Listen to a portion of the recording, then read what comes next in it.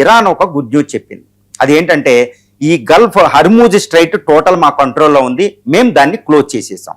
China నౌకలను tankers మాత్రమే మేము అనుమతిస్తామన్న దేశం ఇప్పుడు సడన్ గా తన నిర్ణయాన్ని మార్చుకుని భారతదేశ ఆయిల్ ట్యాంకర్లని మేము పంపిస్తాము గల్ఫ్ ఆఫ్ హర్మూజ్ లో అని ఇరాన్ ప్రకటించడం జరిగింది. దాని ప్రకటన సారాంశం ఏంటంటే యునైటెడ్ స్టేట్స్ ఆఫ్ అమెరికా ఈ తర్వాత యూరోపియన్ కంట్రీస్ నాటో దేశాల నౌకల్ని మాత్రమే మేము అనుమతించాం. అంటే ఏవైతే అనుమతిస్తారో చైనా, ఏషియన్, తర్వాత ఇటు జపాను, ఇండియా నావికులు, ముఖ్యంగా ఇండియా ట్యాంకర్స్ ఈ రోజు బయటకు వస్తాయి.